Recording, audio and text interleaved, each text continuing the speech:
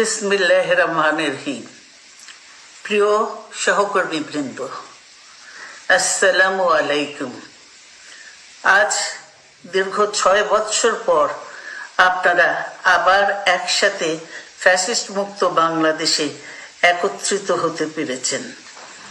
সেজন্য আল্লাহর কাছে হাজার শুকরিয়া আদায় করছি। দীর্ঘ ফ্যাসিবাদী বিরোধী সংগ্রামে যারা শহীদ হয়েছেন এবং সম্প্রতি জুলাই আগস্টের ফ্যাসিবাদী শাসকদের নির্মম ভয়াবহ দমন নীতির কারণে গণহত্যায় যারা শহীদ হয়েছেন তাদের প্রতি আমি শ্রদ্ধা জানাচ্ছি। যারা আহত হয়েছেন তাদের প্রতি জানাচ্ছি আন্তরিক সমবেদনা। আমি চিকিৎসার কারণে যুক্তরাজ্যে অবস্থান করলেও আমি সব সময় আপনাদের পাশেই আছি। দীর্ঘ 15 বছর গণতন্ত্রের জন্য, আমার মুক্তির জন্য আপনারা যে নিরন্তর সংগ্রাম করেছেন এবং আমাদের অসংখ্য সহকর্মী প্রাণ দিয়েছেন, জুলুম নির্যাতনের শিকার হয়েছেন এবং প্রায় 1.25 লক্ষ মিথ্যা মামলায় জর্জরিত হয়েছে, এখন আদালতের বারান্দায় ন্যায় বিচারের জন্য ঘুরে বেড়াচ্ছেন। আপনাদের এ ত্যাগ শুধু দল নয়, জাতি চিরকাল স্মরণ রাখবে।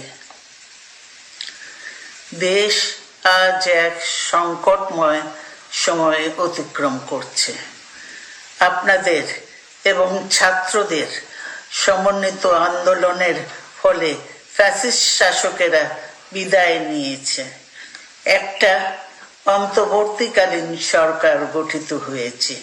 তাদের কাছে জনগণের প্রত্যাশা, রাষ্ট্র মেরামতের ন্যূনতম সংস্কার দ্রুত সম্পন্ন করে গণতান্ত্রিক ব্যবস্থায় ফিরে যাওয়ার জন্য সকলের কাছে গ্রহণযোগ্য একটি নির্বাচন অনুষ্ঠান সম্পন্ন করা।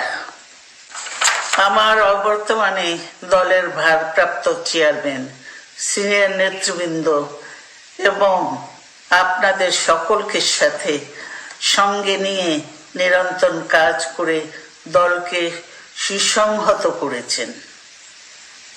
আমি আপনাদের ধন্যবাদ জানাচ্ছি।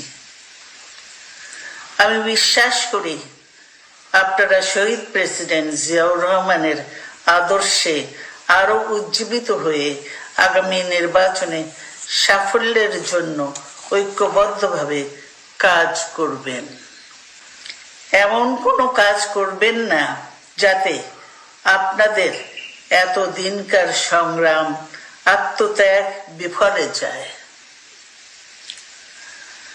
আমাদের সব সময় শহীদ প্রেসিডেন্ট জিয়াউর রহমানের সেই উক্তি মনে রাখা দরকার, ব্যক্তির চেয়ে দল বড়, দলের চেয়ে দেশ। বাংলাদেশের সর্বস্তরের মানুষ, বিশেষ করে তরুণ সমাজ আজ এক ইতিবাচক গণতান্ত্রিক পরিবর্তনের জন্য উন্মুখ হয়ে আছে। ক্ষুদ্র ক্ষুদ্র সংকীর্ণতা ভুলে দেশ ও জাতির বৃহত্তর স্বার্থে আমাদের কাজ করতে হবে।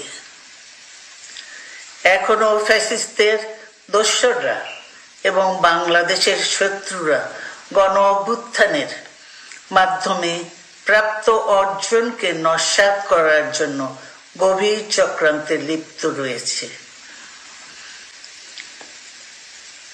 ইস্পাত কঠিন ঐক্যের মাধ্যমে জনগণকে সঙ্গে নিয়ে এবং চক্রান্তকে ব্যর্থ করে দিতে হবে। গণতান্ত্রিক বাংলাদেশ বিনির্মাণের জন্য আমাদের সকলকে একযোগে কাজ করতে হবে। আসুন আমরা আগামী দিনগুলোতে শহীদ জিয়াউর রহমানের স্বপ্নের আধুনিক, সমৃদ্ধ ও গণতান্ত্রিক বাংলাদেশ বিনির্মাণের জন্য আমাদের সর্বশক্তি নিয়োগ করি এবং এত ত্যাগের বিনিময়ে প্রাপ্ত এই অর্জনকে সুসংগত এবং ঐক্যকে আরো বেগবান করি।